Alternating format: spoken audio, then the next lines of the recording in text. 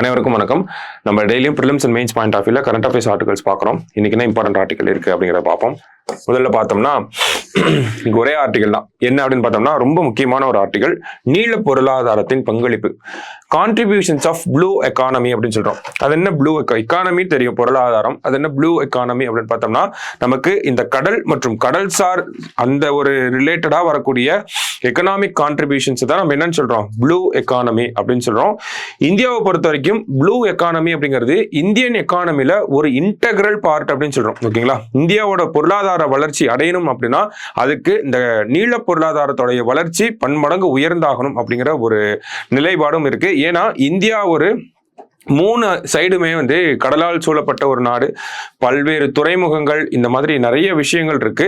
இந்தியாவோட இந்த நீல பொருளாதாரத்தினுடைய அம்சங்களை தான் இந்த இடத்துல நம்ம பார்க்க போறோம். ஸோ மெயின்ஸ் பாயிண்ட் ஆஃப் வியூல நம்ம இந்த ஒரு ஆர்டிகல் அப்படியே படிச்சு வச்சுக்கணும். ஓகேவா, அப்படியே எழுதலாம் இந்த ஆர்டிகல். அவ்வளோ சூப்பரா இருந்த ஒரு ஆர்டிகல் தான். ஓகேவா, ஸோ ஃபர்ஸ்ட் கடலின் பங்கு அப்படின்னு கொடுத்துருக்காங்க. ஸோ உலக அளவில் ஃபர்ஸ்ட் கொடுத்துருக்காங்க. அது நமக்கு இன்ட்ரடக்ஷன், அது தேவையில்லை. நமக்கு இந்தியா அளவில் நம்ம பார்ப்போம். சரிங்களா, ஸோ இந்தியா அளவில் பார்க்குறப்ப 7517 கிலோமீட்டர் இந்தியாவோட அந்த கோஸ்ட் லைன் அப்படிங்கறத இந்த ஆர்டிகல் படி நமக்கு சொல்றாங்க. ஓகேவா, அதே மாதிரி பார்த்தோம்னா நாட்டினுடைய 9 மாநிலங்களும் 4 யூனியன் பிரதேசங்களும் என்ன அப்படின்னு பார்த்தோம்னா கடலை ஒட்டி அமைந்திருக்கின்றன. ஓகேவா, இந்தியாவில் இருக்கக்கூடியது ஒரு 28 ஸ்டேட், 8 யூனியன் டெரிட்டரி தான். ஓகேவா, அதுல 50% ஆஃப் த யூனியன் டெரிட்டரி நமக்கு கடல் சார்ந்தா இருக்கு. அது இல்லாம பார்த்தோம்னா ஒரு 9 மாநிலங்கள் நமக்கு கடலை ஒட்டி தான் இருக்காங்க. ஓகேவா, கடல் பகுதியை அடிப்படையாக கொண்ட நில பொருளாதாரம், நீல பொருளாதாரம் ஆக்சுவலி நாட்டின் வளர்ச்சியில் முக்கிய பங்கு வகிக்கிறது அப்படிங்கறத கொடுத்துட்டு என்ன மாதிரியான பங்களிப்பை செய்ய போகுது அப்படிங்கறத நம்ம பார்க்கிறோம். ஸோ நமக்கு பொருளாதாரம், நீல பொருளாதாரம் அப்படிங்கறத கொடுத்துருக்காங்க. ஸோ நீல பொருளாதாரம் அப்படின்னா நம்ம எது ஃபர்ஸ்ட் நமக்கு ஞாபகம் வரும்னா மீன் பிடித்தல், ஃபிஷிங். ஓகேவா, ஸோ ஃபிஷிங் இருக்கு. அதே மாதிரி பார்த்தோம்னா உப்பு உற்பத்தி அப்படிங்கறத சொல்லலாம். கடல் சார்ந்து வேற என்ன பண்ணலாம் அப்படின்னா இந்த புதுப்பிக்கத்தக்க எரிசக்தி உற்பத்தி அப்படிங்கிறது இருக்கு. சரக்கு போக்குவரத்து துறைமுகங்கள், போர்ட்ஸ் நம்ம சொல்றோம் இல்லையா, துறைமுகங்கள் இருக்காங்க. அடுத்தது சுற்றுலா, முக்கியமான ஒரு செக்டார் சுற்றுலா அப்படிங்கிறது. அடுத்தது பார்த்தோம்னா தனிமங்கள் அகழ்ந்தெடுப்பு அப்படின்னு சொல்றாங்க, டீப் சி எக்ஸ்ப்ளோரேஷன் அப்படின்னு நம்ம இங்கிலீஷ்ல சொல்றோம். ஓகேவா, அடுத்தது ஹைட்ரோ கார்பன் உற்பத்தி. இந்த மாதிரி முக்கியமான விஷயங்கள் தான் நமக்கு கடல்சார் பொருளாதாரம் அப்படின்னா இருக்கக்கூடிய அம்சங்கள்ல முக்கியமான அம்சங்களாக இருக்கு. ஓகேவா, அதுல மீன் பிடித்தல பார்த்தோம் அப்படின்னா உலக அளவுல இந்தியா 2வது பெரிய நாடா இருக்கும். ஓகேவா, நம்மளோட சீ ஃபுட் அப்படின்னு சொல்றோம் இல்லையா, நம்ம மீன் பிடிச்சிட்டு வரோம். இந்த மாதிரி பிடிச்சிட்டு வர மீன்கள் எல்லாம் அதிகமா எங்க ஒரு ஏற்றுமதி பண்றோம்னா அமெரிக்காவுக்கு. இங்கிருந்து தான் மீன் எல்லாமே போகுது. ஓகேவா, இந்தியாவோட சீ ஃபுட்ல பார்த்தோம்னா முக்காவாசி அமெரிக்காவுக்கு தான் நம்ம அனுப்பிட்டு இருக்கோம். ஓகேவா, அந்த மாதிரி உலகத்திலே 2வது மிகப்பெரிய அந்த மீன் பிடித்தல் அந்த ஒரு விஷயத்துல நம்ம 2வது பெரிய நாடாக இருக்கும். ஓகேங்களா, சுமார் நாட்டில் சுமார் 40 லட்சம் பேர் மீன்பிடி தொழிலை வாழ்வாதாரமாக கொண்டுள்ளனர் அப்படின்னு சொல்றாங்க. அப்ப நம்ம இந்த மீன் பிடித்தல் அப்படிங்கிறது ஒரு முக்கியமான விஷயமா இருக்கு. என்ன அப்படின்னு பார்த்தோம்னா நமக்கு பொருளாதாரத்திலையும் ஒரு பங்களிப்பு இருக்கு. ஓகேங்களா, ஸோ ரீசெண்டா வந்த டேட்டா அப்படி பார்த்தோம்னா நமக்கு நம்ம இந்த மீன் பிடிக்கிற இந்த ஒரு விஷயம் அப்படிங்கிறது இன் டர்ம்ஸ் ஆஃப் டாலர் பார்த்தோம்னா $7 பில்லியன் இருக்கு அப்படிங்கிறத மீன்வளத்துறை அமைச்சகம் சொல்றாங்க. $7 பில்லியன் இருக்கு அப்படிங்கறத சொல்றாங்க. ஓகேவா, சோ இதுலதான் என்ன சொல்றாங்க, அமெரிக்காவுக்கு தான் அதிகமா நம்ம ஏற்றுமதி பண்ணிட்டு இருக்கோம் அப்படிங்கிறதையும் சொல்றாங்க. அப்ப பொருளாதார அடிப்படையிலையும் ஒரு முக்கியமான பங்கு இருக்கு. அதே மாதிரி வாழ்வாதார அடிப்படையில பாக்குறப்ப 40 லட்சம் பேருக்கு ஒரு வேலை வாய்ப்பு உருவாக்கி கொடுக்குது.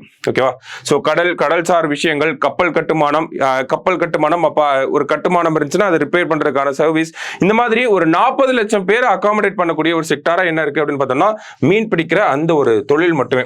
ஓகேவா, ஆனா அதுல ஒரு சில தாக்கங்கள் இருக்கு. என்ன மாதிரியான இம்பாக்ட் இருக்கு அப்படின்னு பார்த்தோம்னா பருவநிலை மாறுபாடு, பவளப்பாறைகள் அழிவு உள்ளிட்டவற்றால் வங்க மற்றும் அரபிக்கடல் பகுதிகளில் மீன் உற்பத்தி பாதிக்கப்பட்டுள்ளது அப்படின்னு சொல்றோம். கிளைமேட் சேஞ்ச்னால கண்டிப்பா இந்த ஒரு விஷயம் நடக்குது. ஏன்னா என்ன ஒரு விஷயம் சொல்றாங்க இந்த பாயிண்ட்ல அப்படின்னு பார்த்தோம்னா சமீபத்துல கூட இந்தியன் ஓஷனை வச்சு ஒரு ரிப்போர்ட் வருது.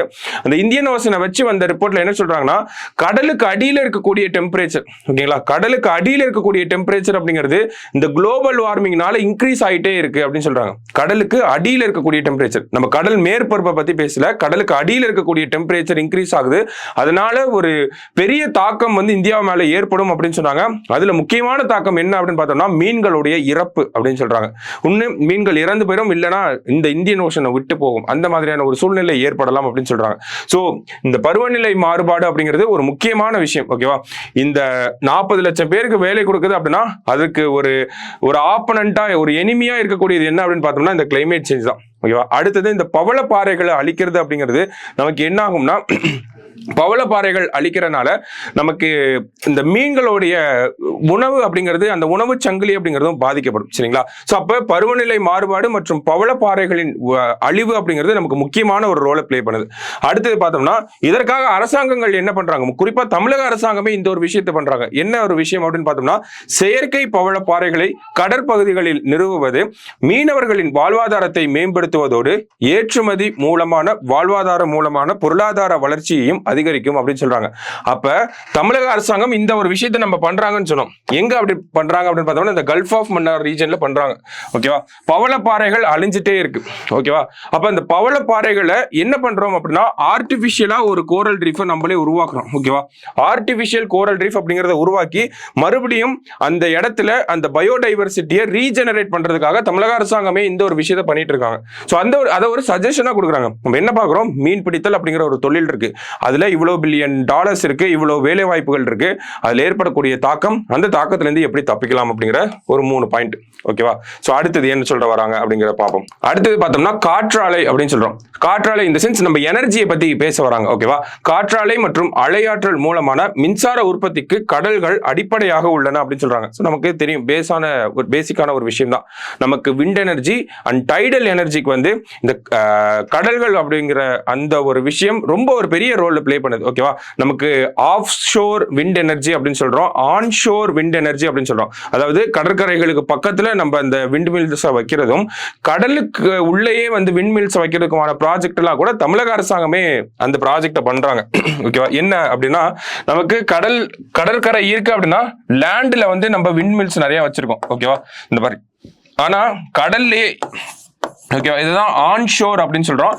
கடல்லேயே விண்ட் மில் வைக்கிறதுக்கான ப்ராஜெக்ட் எல்லாம் நம்ம டென்மார்க் போன்ற கண்ட்ரிகளோட சேர்ந்து நம்ம அந்த ஒரு ப்ராஜெக்ட்டுக்கு வந்து எக்ஸ்ப்ளோர் பண்ணிட்டு இருக்கோம். இந்த மாதிரியான விஷயங்களை தமிழகத்துல பண்ண முடியுமா அப்படின்னு சொல்லிட்டு. ஏன் அப்படின்னு பார்த்தோம்னா தமிழகம் மற்றும் குஜராத்துக்கு தான் அந்த கெப்பாசிட்டி அப்படிங்கிறது அதிகமா இருக்கு. ஓகேவா? கிட்டத்தட்ட பார்த்தோம்னா இந்த காற்றாலை மின்சாரமே ஒரு 70 ஜிகாவாட் அளவுக்கு உற்பத்தி பண்ற அளவுக்கு தமிழகம் மற்றும் குஜராத் கிட்ட ஒரு கெப்பாசிட்டி, அந்த ஒரு இயற்கை அமைப்புகளும் இருக்கு அப்படிங்கறத சொல்ல வராங்க. ஓகேவா?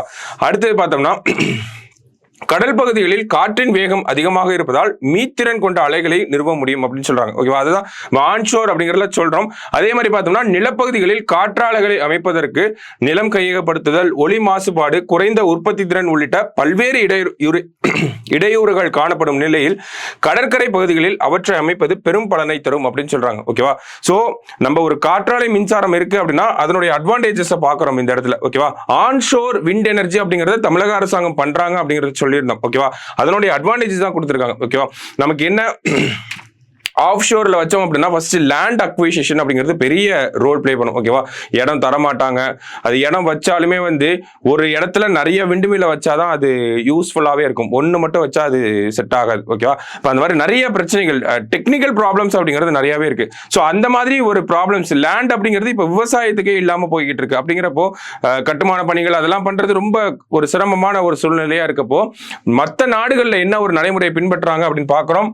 அங்க பார்த்தோம்னா ஆன்ஷோர் விண்ட் எனர்ஜி வச்சிருக்காங்க, பிரிட்டன் வச்சிருக்காங்க, இந்த ஸ்காண்டினேவியன் கண்ட்ரீஸ்ல அந்த ப்ராஜெக்ட்ஸ்லாம் போயிட்டு இருக்கு. அப்படிங்கிறப்ப இந்தியாவில் ஏன் கொண்டு வரக்கூடாது அப்படிங்கிற ஒரு கேள்வியும் வருது. அந்த கேள்விக்கான பதிலா தமிழகம் மற்றும் குஜராத் அப்படிங்கிற 2 மாநிலங்கள் பதிலாக இருக்காங்க. இயற்கை அமைப்புகளும் அதற்கு உகந்த மாதிரி இருக்கு நமக்கு. சரிங்களா? அடுத்தது பார்த்தோம்னா துறைமுகங்கள். இந்தியாவை பொறுத்த வரைக்கும் பார்த்தோம்னா 13 முக்கிய துறைமுகங்கள் இருக்கு. அதே மாதிரி சிறிய துறைமுகங்கள் அப்படின்னு பார்த்தோம்னா 200க்கும் மேற்பட்ட சிறிய துறைமுகங்கள் எல்லாமே இருக்கு. ஓகேங்களா? ஸோ இவங்களோட முக்கியமான விஷயம் இந்த ஒரு பாலிசியை பத்தி நம்ம சொல்லலாம். ஓகேவா? நேஷனல் லாஜிஸ்டிக்ஸ் பாலிசி அப்படின்னு கொண்டு வராங்க. இந்த நேஷனல் லாஜிஸ்டிக்ஸ் பாலிசி அப்படிங்கிறது என்ன சொல்லுது அப்படின்னா நமக்கு இந்த லாஜிஸ்டிக்ஸ் அப்படின்னா நமக்கு சரக்குகள் அப்படின்னு சொல்றோம். ஓகேவா? இந்த சரக்கு போக்குவரத்து அப்படிங்கறத இந்தியாவில் வந்து டெவலப் பண்ணணும் அப்படின்னு சொல்றாங்க. லாஜிஸ்டிக்ஸ் பெர்ஃபார்மன்ஸ் இண்டெக்ஸ்ல இந்தியாவை வந்து டாப் கண்ட்ரியா மாத்தணும் அப்படின்னு சொல்றாங்க. அதே மாதிரி பார்த்தோம்னா ஒரு டார்கெட்டுமே நம்ம வச்சிருக்கோம். ஓகேவா? மத்திய அரசாங்கம் ஒரு டார்கெட் வச்சிருக்காங்க. என்ன டார்கெட் அப்படின்னா 2047 ஆண்டு போல நம்ம 1000 கோடி டன்னாக இருக்கணும். என்ன இருக்கணும் அப்படின்னு பார்த்தோம்னா இந்த சரக்கு இந்த லாஜிஸ்டிக்ஸ் ஹேண்டலிங் கெபாசிட்டி அப்படிங்கிறது. ஓகேங்களா? சரக்குகள் கையாளும் திறன் அப்படின்னு நம்ம தமிழ்ல சொல்றோம். ஓகேவா? தற்போதைக்கு எவ்வளவு இருக்கு அப்படின்னு பார்த்தோம்னா 160 டன்னா இருக்கு. இத 2047 வரப்போ நம்ம 1000 கோடி டன்னா மாத்தணும் அப்படிங்கறத சொல்றாங்க. ஓகேவா? சோ அப்ப இந்த மாதிரி முக்கியமான டார்கெட்ஸும் நம்ம வச்சிருக்கோம். இது எல்லாத்துக்குமே இந்த கடல்சார் பொருளாதாரம் அப்படிங்கிறது ரொம்ப பயனுள்ளதாக இருக்கு. ஓகேவா. அடுத்தது பார்த்தோம்னா நீலக்கொடி சுற்றுலா அப்படின்னு சொல்றாங்க. அதாவது ப்ளூ ஃபிளாக் சர்டிபிகேஷன் அப்படின்னு நம்ம சொல்றோம். ஓகேவா. என்ன சர்டிபிகேஷன் அப்படின்னு பார்த்தோம்னா ப்ளூ ஃபிளாக் சர்டிபிகேஷன். இந்த ப்ளூ ஃபிளாக் சர்டிபிகேஷன் அப்படிங்கிறது யாரால கொடுக்கப்படுது அப்படின்னு பார்த்தோம்னா டென்மார்க்கை சேர்ந்த FEE அப்படிங்கிற அமைப்பு. அடுத்தது பார்த்தோம்னா IUCN நம்ம கேள்விப்பட்டிருப்போம். அடுத்தது பார்த்தோம்னா நமக்கு United Nations world tourism organisation அப்படிங்கிற அமைப்பு. கடைசியா பார்த்தோம்னா UN என்விரான்மெண்ட் ப்ரோக்ராம். இவங்கெல்லாம் சேர்ந்து தான் இந்த ப்ளூ ஃபிளாக் சர்டிபிகேஷன் அப்படிங்கறத கொடுக்குறாங்க. கிட்டத்தட்ட பார்த்தோம்னா ஒரு 30 கிரைட்டீரியாஸ் கிட்ட இருக்கு. 30+ கிரைட்டீரியாஸ் அப்படிங்கிறது இருக்கு. என்ன மாதிரியான கிரைட்டீரியாஸ் அப்படின்னு பார்த்தோம்னா நமக்கு ஒரு கடலோரம் ஒரு பீச் இருக்கு அப்படிங்கிறப்போ இந்த ப்ளூ ஃபிளாக் சர்டிபிகேஷன் எல்லாமே பீச்சுக்கு தான் கொடுப்பாங்க. ஓகேவா. அப்போ ஒரு பீச் இருக்குன்றப்போ அந்த பீச்சோட சானிடேஷன் ஃபெசிலிட்டிஸ், வரக்கூடிய அந்த கடல்ல விளையாடக்கூடியவங்க குளிக்கிறதுக்கு ட்ரெஸ் மாத்திக்கிறதுக்கு தேவையான அந்த ஃபெசிலிட்டிஸ், அதே மாதிரி மாற்றுத்திறனாளிகளுக்கு உகந்தவாறு இருக்குதா இல்லையா அந்த ஒரு பீச் அப்படிங்கிறது, இந்த மாதிரி பல்வேறு கிரைட்டீரியாஸ் இருக்கு. அதுதான் நம்ம ஒரு 30+ கிரைட்டீரியாஸா நம்ம சொல்றோம். ஓகேவா. இந்த கிரைட்டீரியாஸ் எல்லாத்தையும் சாட்டிஸ்ஃபை பண்ணக்கூடிய ஒரு பீச்சுக்கு ப்ளூ ஃபிளாக் சர்டிபிகேஷன் அப்படிங்கறத இந்த அமைப்புகள் எல்லாமே சேர்ந்து கொடுப்பாங்க. ஓகேவா. அப்ப இந்தியாவை பொறுத்த வரைக்கும் எத்தனை ப்ளூ ஃபிளாக் பீச்சஸ் இருக்கு அப்படின்னு பார்த்தோம்னா இந்தியாவில் டோட்டலா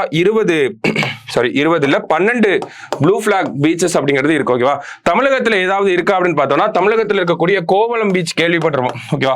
கோவளம் பீச் பார்த்தோம்னா தமிழகத்தில் இருக்கக்கூடிய ஒரே ப்ளூ ஃபிளாக் பீச் அப்படின்னு சொல்றோம். ஓகேவா. அப்ப இந்த ப்ளூ ஃபிளாக் பீச்னா என்ன அப்படின்னு பார்த்தோம். என்ன ஒரு சர்டிபிகேஷன் யார் கொடுக்குறாங்க, தமிழ்நாட்டில் எவ்வளவு இருக்கு, இந்தியாவில் எவ்வளவு இருக்கு அப்படின்னு பார்த்தோம்.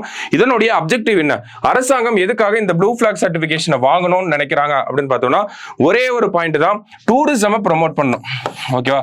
ப்ளூ ஃபிளாக் சர்டிபிகேஷன் இருக்கக்கூடிய ஒரு பீச்சுக்கு அதிகமான டூரிஸ்டோட அந்த வரத்து அப்படிங்கிறது இருக்கு. ஓகேவா. நிறைய டூரிஸ்ட், ஃபாரின் டூரிஸ்ட் அதிகமா வருவாங்க. ஸோ அதனால என்ன ஆகும் அப்படின்னா நமக்கு ஒரு ரெவன்யூ ஜெனரேஷன் அப்படிங்கிறது இருக்கும். அதே மாதிரி சானிடேஷன் ஃபெசிலிட்டிஸ் எல்லாத்தையுமே நம்மளால பார்த்துக்க முடியும். ஸோ இந்த ப்ளூ ஃபிளாக் சர்டிபிகேஷன் வாங்குறது அப்படிங்கிறது அரசாங்கத்தோட, இந்திய அரசாங்கமும் சரி தமிழக அரசாங்கமும் சரி, ரெண்டு பேர்த்தோட இம்பார்ட்டன்டான டார்கெட்டா இருக்கு. நம்மளோட 2024 பட்ஜெட்ல கூட என்ன சொல்லியிருந்தாங்க அப்படின்னா ஆல்ரெடி கோவளம் பீச்சுக்கு வாங்கியாச்சு. சென்னையில் இருக்கக்கூடிய மெரினா, ராமநாதபுரம்ல இருக்கக்கூடிய அரியமான் பீச், காயல்பட்டினம் பீச், இந்த மாதிரி தமிழகத்தில் இருக்கக்கூடிய கடலோர பகுதியில் இருக்கக்கூடிய ஒரு 8 பீச்சை மென்ஷன் பண்ணி இந்த பீச் எல்லாத்துக்குமே நாங்க நீலக்கொடி சான்றிதழ் அப்படிங்கறத வாங்க போறோம் அப்படின்னு சொல்லி பட்ஜெட்ல சொல்லியிருந்தாங்க. ஸோ அடுத்தது பார்த்தோம்னா தனிமங்கள்னு பார்த்தோம்னா இந்திய கடலோர பகுதிகளில் முக்கியமான தனிமங்கள் நிறைய இருக்கு. என்னென்ன தனிமங்கள் அப்படின்னு பார்த்தோம்னா magnetite, ilmenite, zircon, monazite, manganese, cobalt, gypsum, இந்த மாதிரியான தனிமங்களும் இருக்கு. அதை தவிர பார்த்தோம்னா நமக்கு கடலுக்கு அடியில் இந்தியாவோட கடல் ஓரங்கள்ல கடல் பகுதிகளில் பார்த்தோம்னா இந்த PMN அப்படின்னு சொல்லக்கூடிய பாலிமெட்டாலிக் நோடியூல்ஸ் அப்படின்னு சொல்லுவோம். ஓகேவா. இது நம்ம மெயின்ஸ் பாயிண்ட் ஆஃப் வியூல படிப்போம். இந்த சமுத்திரயான் அப்படிங்கிற ப்ராஜெக்ட் இருக்கு, அதெல்லாம் இந்த PMN-ஓட ரிலேட் ஆகி வரும். பாலிமெட்டாலிக் நோடியூல்ஸ் அப்படின்னு சொல்லுவோம். ஓகேவா.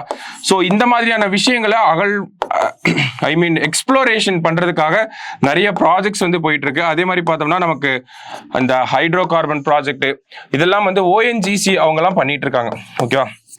சமீபத்தில் கூட ONGC இந்தியாவோட இந்தியன் ஓஷன் ரீஜன்ல இந்த ஒரு ப்ராஜெக்ட் எடுக்க போறாங்க, ஹைட்ரோ கார்பன் ப்ராஜெக்ட் எடுக்க போறாங்கன்ற ஒரு ஆர்டிகல் நமக்கு ஹிந்து பேப்பர்ல வந்துருச்சு. சரிங்களா. ஸோ அப்ப இந்த மாதிரியான விஷயங்களை நம்ம டெவலப் பண்ணணும். ஏன்னா எல்லா நாடுகளுமே இந்த மாதிரியான விஷயங்களை ரிசர்ச் பண்ணிட்டு தான் இருக்காங்க. ஸோ இந்தியாவும் நல்லா ரிசர்ச் பண்ணி இந்த மாதிரி ஒரு புதுமையான ஒரு எக்ஸ்ப்ளோரேஷன் பண்ணி கண்டுபிடிச்சிட்டோம் அப்படின்னா அது நம்ம பொருளாதாரத்துக்கும் சரி நம்மளுடைய வளர்ச்சிக்கும் சரி எந்த அளவுக்கு உதவியா இருக்கும் அப்படிங்கிறத நம்ம இமேஜின் பண்ணி தான் பார்க்கணும். சரிங்களா. ஸோ அடுத்து பார்த்தோம்னா அந்நிய செலவாணி அப்படின்னு சொல்றோம். சோ அந்நிய செலவாணி அப்படிங்கிற ஹெட்டிங் கீழ என்ன சொல்றாங்கன்னா மும்பை, ஆந்திரம் உள்ளிட்ட சில கடலோர பகுதிகளில் கச்சா எண்ணெய் உற்பத்தி செய்யப்பட்டு வருகிறது. நாட்டின் கச்சா எண்ணெய் தேவைக்கு பெரும்பாலும் இறக்குமதியை சார்ந்திருக்க வேண்டிய சூழல் நிலவி வருகிறது அப்படின்னு சொல்றாங்க. சோ நமக்கு இந்தியாவோட கடலோர பகுதிகளில் பார்த்தோம்னா மும்பை அண்ட் ஆந்திரால இந்த கச்சா எண்ணெய் மற்றும் கச்சா எண்ணெய் சுத்திகரிப்பு அப்படிங்கிறதும் அங்கதான் நடக்குது. ஓகேவா. நம்ம ரஷ்யா கிட்ட தான் அதிகமா இந்த ஒரு என்ன சொல்றது இந்த க்ரூட் ஆயில் அப்படிங்கறத வாங்கிட்டு இருக்கோம். ஸோ அந்த க்ரூட் ஆயில வாங்கி நம்ம சுத்திகரிச்சு யார்கிட்ட கொடுக்கோம்னா வெஸ்டர்ன் கண்ட்ரிஸ் கிட்ட கொடுத்துட்டு இருக்கோம். குறிப்பா நெதர்லாந்து அப்படிங்கிற நாடு ரஷ்யாவோட க்ரூட் ஆயில இந்தியா வழியா வாங்கிட்டு இருக்காங்க. ரஷ்யா கிட்ட க்ரூட் ஆயிலா நம்ம வாங்குறோம், நம்ம அதை டீசல் பெட்ரோலா பிரிச்சு யார்கிட்ட கொடுக்குறோம் அப்படின்னா நெதர்லாந்து கிட்ட கொடுத்துட்டு இருக்கோம். ஸோ ஓகேவா. ஸோ இந்த மாதிரியான விஷயங்கள் இருக்கு. நம்ம அதிகமா கச்சா எண்ணெய் சார்ந்து இருக்கக்கூடிய ஒரு பொருளாதாரமா இருக்கும். ஸோ நம்ம கடலோர பகுதிகளில் இந்த கச்சா எண்ணெய் மாதிரியான விஷயங்களை கண்டுபிடிச்சிட்டோம் அப்படின்னா அது நம்மளுடைய இறக்குமதி ஏற்றுமதி அப்படிங்கறத கம்மி பண்ண ஆரம்பிக்கும். இதனால அந்நிய செலவாணி ஃபாரின் எக்ஸ்சேஞ்ச் ரிசர்வ்ஸ் அப்படிங்கிறது இந்தியா கிட்ட அதிகமா இருக்க ஆரம்பிக்கும். ஓகேங்களா? சோ அப்ப அதுவும் ஒரு பொருளாதாரத்துல ஒரு தாக்கத்தை ஏற்படுத்தக்கூடிய ஒரு விஷயமாக தான் இருக்கு. சோ அடுத்து பார்த்தோம்னா சர்வதேச பொருளாதார மதிப்பில் நில பொருளாதாரத்தின் பங்களிப்பு சுமார் 5%. ஓகேவா? அதாவது நீல பொருளாதாரம். ஓகேவா? சர்வதேச பொருளாதார மதிப்பில் நீல பொருளாதாரத்தின் பங்களிப்பு அப்படிங்கிறது நமக்கு 5% இருக்கு. இந்தியாவின் மொத்த உள்நாட்டு உற்பத்தியில் அதன் பங்களிப்பு எவ்வளவாக இருக்கு அப்படின்னு பார்த்தோம்னா 4%. அதாவது வேர்ல்டோட ஜிடிபி படி பார்க்கறப்ப ப்ளூ எக்கானமி 5% கான்ட்ரிபியூட் பண்ணுது. இந்தியாவோட ஜிடிபியில எவ்வளவு பர்சன்டேஜ் கான்ட்ரிபியூட் பண்ணுதா? 4% வந்து கான்ட்ரிபியூட் பண்ணுது அப்படின்னு சொல்றாங்க. ஓகேவா? அப்ப நம்ம என்ன பண்ணணும் அப்படின்னா இவ்வளவு அட்வான்டேஜஸ் இருக்கக்கூடிய ஒரு செக்டாரா இருக்கு. நமக்கு என்னென்ன பார்த்தோம்? ஃபிஷிங் அப்படிங்கறத பார்த்தோம். ஓகேவா? அடுத்தது பார்த்தோம்னா நமக்கு எனர்ஜி அப்படிங்கிறத பார்த்தோம். அதுக்கு கீழே காற்றாலையும் சரி அந்த விண்ட் எனர்ஜிவே ஆன்ஷோர் ஆஃப்ஷோர் அப்படின்னு பார்த்தோம். அண்ட் தென் டைடல் எனர்ஜி அப்படிங்கிறத பார்த்தோம். அடுத்தபடியா பார்த்தோம்னா டூரிசம் ரிலேட்டடா ப்ளூ ஃபிளாக் சர்டிபிகேஷன் அப்படிங்கிறத பார்த்திருந்தோம். ரிசோர்சஸ் எக்ஸ்ப்ளோரேஷன் பார்த்திருந்தோம். பாலிமெட்டாலிக் நோடியூல்ஸ் அண்ட் தென் ஓஎன்ஜிசியோட ப்ராஜெக்ட் இந்த மாதிரியான விஷயங்கள்லாம் இருக்கு. அடுத்ததா பார்த்தோம்னா நமக்கு தனிமங்கள் அப்படிங்கிற அந்த தலைப்பு கீழே தான் பார்த்தோம். அண்ட் தென் கச்சா எண்ணெய் ஃபாரின் எக்ஸ்சேஞ்ச் ரிசர்வ்ஸ் பேஸ் பண்ணி ஒரு ஹெட்டிங்கா பார்த்திருந்தோம். இந்த மாதிரி பல அட்வான்டேஜஸ் வந்து இருக்கு. ஓகேவா? சோ இந்த அட்வான்டேஜஸ் எல்லாம் இந்தியா என்ஷூர் பண்ணணும். ஓகேவா? இந்தியா ப்ளூ எக்கானமி அப்படிங்கறத டெவலப் பண்ண ஆரம்பிச்சிட்டோம் அப்படின்னா இந்தியாவோட எக்கானமி அப்படிங்கிறது நம்ம நினைக்கிற ரேட்டோட அதிகமா வளர ஆரம்பிக்கும் அப்படிங்கறதா இந்த ஆர்டிகளோட ஒரு கண்ணோட்டமா இருந்துச்சு. ஓகேங்களா? சோ அப்ப நமக்கு எக்ஸாம் பாயிண்ட் ஆஃப் வியூல இதை எப்படி பார்க்கணும் அப்படின்னா ப்ளூ எக்கானமி அப்படிங்கிறது இந்தியாவோட ஒரு இன்டெகிரல் பார்ட். அதை தவிர்க்கவே முடியாது. ஏன்னா நிறைய டெவலப்மெண்ட்ஸ் அப்படிங்கிறது இந்த ப்ளூ எக்கானமில நடந்துட்டே இருக்கு. அப்ப டைரக்டாவே நமக்கு क्वेश्चन கேட்கலாம். What are the advantages of or what are the features of India's blue economy? இந்தியாவின் நீல பொருளாதாரத்தின் அம்சங்கள் என்ன அப்படின்னு சொல்லி டைரக்டாவே கேட்டா இந்த ஆர்டிகல்ல பார்த்த விஷயங்களை அப்படியே நம்ம பிரசன்ட் பண்ணாலே போதும். எக்ஸாம் பாயிண்ட் ஆஃப் வியூல சூப்பரான ஒரு ஆன்சரா இருக்கும். சரிங்களா? சோ நல்லா நோட் பண்ணி வச்சுக்கோங்க. நம்ம நாளைக்கு டிஎன்ஏல மீட் பண்ணலாம். தேங்க்யூ.